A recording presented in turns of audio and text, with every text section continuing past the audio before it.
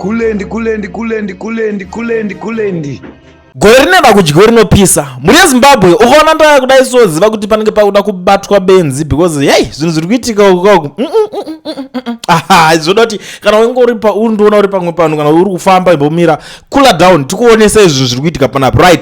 Chipinge district received a letter yesterday to nominate a candidate for the vacant central committee posts at a district meeting. Comrade Angelina Gata proposed Dr. Tungwarara and the nomination was anonymously seconded. Tomorrow, Chipinge district will present Dr. Tungwarara as their candidate at the Manicaland Provincial Coordinating Committee PCC inter-district meeting.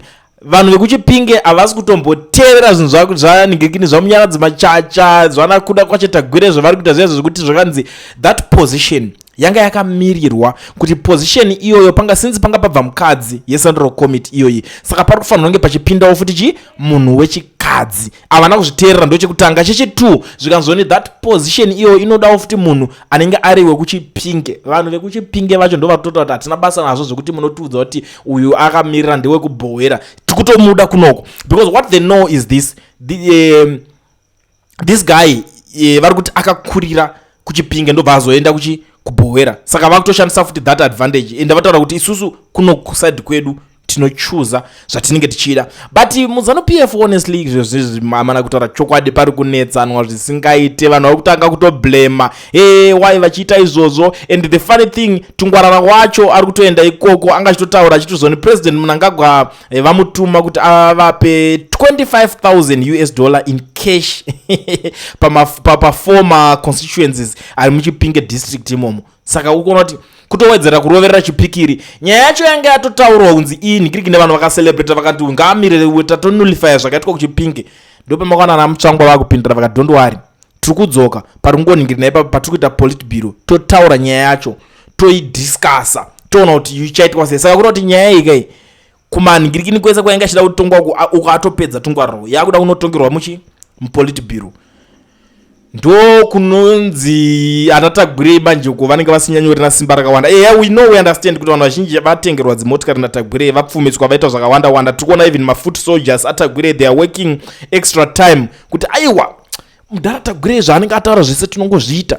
Vamwe vari kuti zvonipa nenyaya iyoyi don't listen zvakanyanya because my side shows because Tagwirei ane capacity yekuita everything but apa Tagwirei anga abvira kudhara achiguruma achidzidzisa vapfanha vake kuita zvinhu but vapfanha vake ku18 area vakazongonomudribla vakagohesa itori gobhora rakatoitika iri saka Tagwirei ari pama1 because ari kuchema loss yake over 500,000 ameno I don't know kuti aita what kind of developments dzaaita but pana pari kuzotaura uyu Tungwarara akazonoshandisa mari nguva dzakapera kuti ange achiita zvinhu zviri because ari kunzi he was not supposed to be paningirikini iyoyo man kuti iwo onziwo ndooda kupinda 1 hausi wekuchipinge 2 hausi munhu wechikadzi but vanhu vekuchipinga vacho pavanzwa tsamba but it's okay takunyora tsamba yekuti toda kuisa mumwe vaisa mumwe wacho ani Tungwarara futi on top of that ndo nyaya iri kunetsa izvo so muri yeZimbabwe kuti zvinhu zvokuti zvoda kuti tionesane kuti zvinopera sei. I know kuti maZimbabweans mamwe vari kuzvidairira especially these guys in ZANU-PF vari kubvunza kuti how do they nominate someone who was disqualified, rejected, ruled out, declared unfit, who is uninspected, prohibited by the commissariat. Is Manicaland province trying to lecture the headquarters about ZANU-PF constitution or how to conduct a central committee co-option process? Kutota kunozoti I don't know but one thing vanozvita party yavo ipati yekuti aiwa ipati yevanhu tinoteerera zvido zvevanhu that's what they normally do kuti ikana dzadzimwe nyaya dzemunopedzerana tiona kuti vanhu vari kuti ndo papa kuzonzi tira kuongorora futi kuti hapana vanhu vakatengwa here vakaita sei. They are trying by all means to disqualify this Tungwarara boy but Tungwarara ari kutowedza atoratidza kuti akachibata kuti zvekuti vanhu vacho veikoko asipo ari kubva vatobuda vachiningirikina vachimusapota zvekudaro iye ndobva adzoka achiti ndatungwa napresident ndikupe imwe mari. It's like I think the guy is not even stingy honestly. I think the guy the way he's splashing his money I don't know people like ana Tagwirei vanobudisa mari and a lot of money, but mabudisira ana Tagwirei mari asiyana level rana Tungwarara anotozviziva, anosvika akananga target yake, anototi inini akamudhara handisi kumboda zvakawanda, ndingoda paChipinge ipapapo kuti ndingomirira paChipinge, saka anosvika oita se odhila neChipinge yacho yese iyo. People like ana Tagwirei vanoda tanga vanonodhila nemadhara vachiita zvinhu zvavo kumaoffices iko kuti okay paridiwa chakati vodonata vodaidada, but ana Tungwarara manje kungosvika paground votosplasha tumari tushoma utikoto vanhu vese vosara vakanhikirikina. Now there is this one arikuti the anonymously nominated of Dr. Paul Tungwarara by Chipinge district reflects the district's confidence in his proven leadership, loyalty and commitment to the party. The manner in which Comrade Angelina Gata proposed the candidature and the collective endorsement by the district, kusimbisana kuumwika nuzaranzi kwambona unonzi kusimbisana kwana kamba kungosimbisana makwati wayo. But Mirai, wait, I just want to show you something. Pane this guy, you know, in Ashtaura, I don't listen to him because I know kuti this guy arkutamba politics zemari. He is after money. This guy Temba Mlisko arutora kuzoni. It said how the manical and provincial leadership succumbed to their greed, introducing them to act against the party's constitution, which states that the said position was reserved for a women who should also be from the same administrative district. I do not blame Tungwarara, but the Manicaland leadership, which has exposed its insensible hunger for money. When did a man become a woman for them to make such a greedy blunder? The whole episode, which is a clear strategy blunder deriving from poor politics astuteness, reviews the limitations of depending on money as a political weapon. One has to build a proper support base and enrich themselves within the structures through sincere philanthropy, as has happened with Tagwirei, who has years of work supporting the party behind him. His track record as a benefactor from the party has been testified about, such as Honorable Shamu in the video, such that his entrance into party structures was a natural progression. No wonder even those who fought against his co-option into the Central Committee failed after this.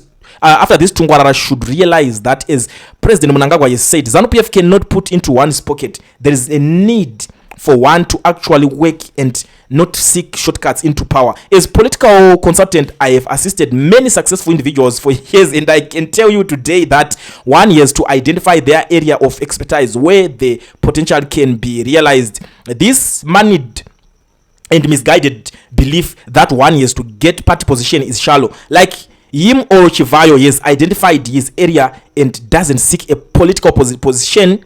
Connections and king-making influence is enough for him, and that is a strategy. Equally, Scott Sakupkanya has targeted the legislative route successfully. Tagwirei has ignored that and instead sought for a position in the party structure. For one, sincerely building support in the party, donations can be done from behind the scenes. And even though the chairperson like Opam Chinkuri or the president, that suffices unless there is a misguided and impulsive desire for power which compels one to continuously log the limelight, dishing gifts as a shortcut to power. However, that can misfire spectacularly if done without enough political wisdom. One thing that I know, especially about this guy, chakakwanisa kugarira pasa ka master kuziva pekubutlika. So he knows how to bootlick. Anoziva politics zviya zvokuti inini kana ndichida mari handiende kunotsvaga mari kumunhu asina. Anoziva kuti okay, ndiana nemari, ona pari kunetsana vanhu obva ngoti okay, pana Tagwirei ndo pane mari, akutosimbisa ipapo. Dai Tungwarara ari kumisidzana nomwe munhu asina nebasa rese kuti vanongonikirira muchikuru chavo ichocho. Ipepa tingadai tatonzwirira izvozvo pakutonzi inini ndomira naTungwarara, bhozi anenge akungoti okay, saka Tungwarara tumasense tushomo turipo chamukanyama ndo zvavanenge vachiita komana wacho. They are working extra hard, but chandofarira ndechekuti ukarova chigure unoona muridzi wacho akubudikira. Pari kutsamwiwa chaizvo. Tagwirei ari pamahwani, honestly speaking. Handisati ndakamboona kunyadziswa kwakanyanya kudaro, kwekuti vachitopedza kudaro vamva vatosumuka neimwe motion kuti okay, kuti mimi uyu hamusi kuda kumubvisa, muda kunullify zvakaitwa kuno it's okay, tiri kuda kumudzosera, ndiye watiri kuda futi. unobva washaya kutadza kunzwisa kuti zviri kumbonatsofamba sei panapa. Vamwe vari kuzoti aiwa pati kune mutemo yekoko kune chakati but kwaona zvinhu zviri kunzi zviri kudzoserwa futi iye ngaramba aripo. Iwe vanenge vachipisa handidi kutombokunyepera zvimwe zvinhu hazvisiri zvekubhaizana ka zvazvekuonesana zvinhu zvine zviripo pakuti aumana kana muchinge mune zvamakaita vanhu kuchipinge ndai munovabatsira futi because vakomana vane problem yekuti vakaenda vakanopromisa chinhu mangwana hachauya achizadzikisa. These guys wepolitics hakuna munhu wepolitics ka anyatsori straightforward anoachitaura zvinhu zvazviri so anoti akataura so anotaura achitenderera so ndo zvavari.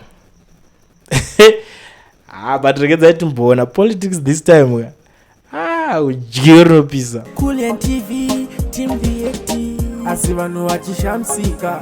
Coolien TV haichatsika saka subscribe wozolaika uchawana zvisapana chichazosha. Everybody say Coolien yeah. Information need brilliant yeah. Everybody say Coolien.